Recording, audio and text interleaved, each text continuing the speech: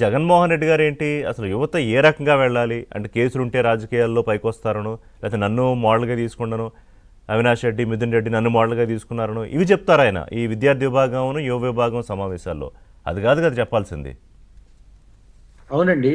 ఇప్పుడు చంద్రబాబు నాయుడు గారు విద్యార్థి రాజకీయాలు, యూనివర్సిటీ విద్యార్థి రాజకీయాల్లో వచ్చి అక్కడి నుంచి డైరెక్ట్ గా పాలిటిక్స్ లోకి వచ్చి ఎమ్మెల్యే అయ్యి ఇప్పుడు వరకు ఈ రాష్ట్రం ఎలా అభివృద్ధి చెందాలనే తపన చెందుతూ ఉన్నారు. అదే విధంగా పనిచేస్తున్నారు. విజన్ 2020 అన్నా లేకపోతే విజన్ 2047 అన్నా వారు సెట్ చేసినటువంటి ప్రమాణాలు కానీ లేకపోతే అభివృద్ధి నమూనాలు కానీ కళ్ళ ముందు కనపడుతున్నాయి. అదే విధంగా లోకేష్ గారు భారతీయ విద్యాభవన్లో చదివారు. తర్వాత స్టాన్ఫర్డ్ యూనివర్సిటీలో చదివారు. అమెరికాలో అత్యున్నతమైనటువంటి, ప్రపంచంలో అత్యున్నతమైనటువంటి యూనివర్సిటీలు అదొకటి, అందులో చదివారు.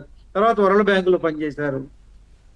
అక్కడి నుంచి హెరిటేజ్ లో పనిచేస్తూ రాజకీయాల్లోకి వచ్చి కార్యకర్తల సంక్షేమ నిధి, సంక్షేమం గురించి అలా దినదినాభివృద్ధి అంతా పొలిటికల్ గా కానీ, విద్యార్థిగా కానీ, ఉద్యోగిగా కానీ అన్ని దశల్లోనూ పనిచేసి ప్రజా జీవితంలోకి వచ్చారు. జగన్మోహన్ రెడ్డి గారి బ్యాక్గ్రౌండ్ ఏంటి? వారి మీద ఆరోపణలు ఉన్నాయి. వారి స్కూల్ స్థాయిలోనే ఈయనను రాయచోటి వారు కలిసి, గత ఎమ్మెల్యే కలిసి పేపర్లు దొంగిలించారని, దాంట్లో కేసులు ఉన్నాయని ఆరోపణలు ఉన్నాయి. అంటే ఒక మంచికి ఒక చెడుకి ఎలాంటి ప్రతిరూపాలో వాళ్ళని బట్టే వాళ్ళ కింద వాళ్ళ అన్యాయులు కానీ వాళ్ళ అనుచరులు కానీ అదే విధంగా కొనసాగుతున్నారు. అలా ఉండాలి అని అనుకోవటం అనేది కరెక్ట్ కాదు. విద్యార్థులు కానీ అందుకని 8, 9, 10 తరగతుల్లో అదేవిధంగా ప్రతి మనిషికి టర్నింగ్ పాయింట్ ఇంటర్మీడియట్, ఈ దశలోనే పిల్లల్ని కరెక్ట్ స్థాయిలో ఉంచాలి, విలువలు నేర్పాలి, నైతిక విలువలు పెంపొందించాలనే ఉద్దేశంతోనే చాగంటి కోటేశ్వరరావు గారిని వారిని అపాయింట్ చేశారు అడ్వైజర్ గా. అందుకని ఈ ప్రభుత్వం ఎలా పనిచేస్తుందో, వీళ్ళ యొక్క దృక్కోణం ఎలా ఉందో ప్రజలందరికీ చూస్తానున్నారండి. జగన్మోహన్ రెడ్డి గారి దృక్కోణం ఏంటో, గంజాయి ప్రదేశ్ గా ఎలా మార్చాడు, ఇవాళ మనం ఎలా గూగుల్ వచ్చి డేటా సెంటర్లను ఏర్పాటు చేసి రాబోయే యువతకి వాళ్ళకి మేము చదువుకుని వెళ్తే మాకు ఉద్యోగాలు దొరుకుతాయి, మన రాష్ట్రంలోనే ఉద్యోగాలు ఉంటాయి, అదే విధంగా మన తల్లిదండ్రుల దగ్గర మనం ఉంటాము అనేటువంటి భరోసాని క్రియేట్ చేస్తుంది ఈ ప్రభుత్వం. అందుకని ఒక మంచికి చెడుకు మధ్య ఆ సన్నని గీతం చేర్పేశాడు జగన్మోహన్ రెడ్డి గారు. మళ్ళీ కాదయ్యా, మంచి మంచి, చెడు చెడే అని చెప్పేసి మేము ఈ ప్రభుత్వం పిల్లల్లో విద్యార్థి దశ నుంచే వీళ్ళలో విలువలు పెంపొందించే దానికి ప్రయత్నం చేస్తున్నాం. దానికి చక్కగా ఈ నమూనా అసెంబ్లీ నిర్వహించి ఒక ఆదర్శవంతమైనటువంటి ఎమ్మెల్యేలు ఎలా ఉండాలి, సభ ఎలా జరగాలి అనే దాంట్లో ఇది నిర్వహించినందుకు ముఖ్యంగా ముఖ్యమంత్రి గారిని ఎక్కడా కూడా మీరు డివేట్ అవుద్దండి. అదేవిధంగా స్పీకర్ గారు కూడా, నేను ఎంత స్పీకర్ గారు ఎట్టి పరిస్థితుల్లోనూ నేను అసెంబ్లీలో వద్దండి, మీరు బయట నిర్వహించుకోండి అని ప్రిన్సిపల్ అంటే రూల్స్ ని ఎలా ఫాలో అవుతారు అనే దాంట్లో చెప్పడానికి చెబుతున్నానండి. అప్పుడు లోకేష్ గారు టెంటైజ్ చేయించారు.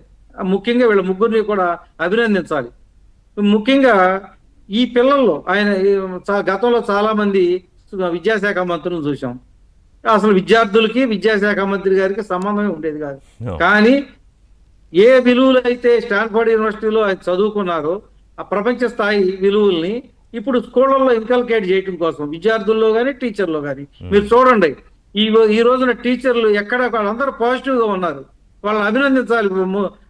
విద్యాశాఖ మంత్రి గారు కానీ టీచర్స్ కానీ వాళ్ళ ఇష్యూస్ ఉంటే ఎప్పటికప్పుడు వారి పరిష్కరించడం, వాళ్ళందరినీ కాన్ఫిడెన్స్ లో తీసుకోవటం, నిరంతరం మాట్లాడటం, ఇటు విద్యార్థుల్ని ఇటు ఉపాధ్యాయుల్ని సమాంతరంగా నడుపుతా మంచిగా నడుపుతున్నారు.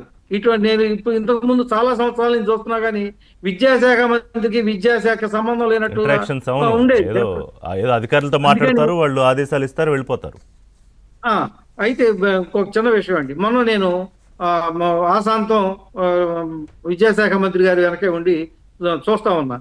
పిల్లల్లో పిల్లవాళ్ళలాగా నారా లోకేష్ గారిని చాలా అభినందించాలి. 8వ తరగతి పిల్లవాడి స్థాయికి వచ్చి వాళ్ళతో మాట్లాడతా, వాళ్ళ ఆలోచనలు ఎలా ఉన్నాయి వాళ్ళతో డిస్కస్ చేస్తా, 9వ తరగతి పిల్లలతో మాట్లాడతా, భోజనం చేసేటప్పుడు కూడా వాళ్ళతోనే కలిసి భోజనం చేశారు. ఆ పిల్లల ఆలోచన ఎలా ఉంది, వీళ్ళని ఎందుకంటే సో దట్ సన్మార్గంలో- హీ కెన్ అండర్స్టాండ్ ఇంకేమన్నా మార్పులు చేర్పులు చెయ్యాలి విద్యాశాఖలో అంటే ఒక అవకాశం తీసుకోవచ్చు కదా వాళ్ళతో మాట్లాడుతున్నారు. అదేనండి, పిల్లలు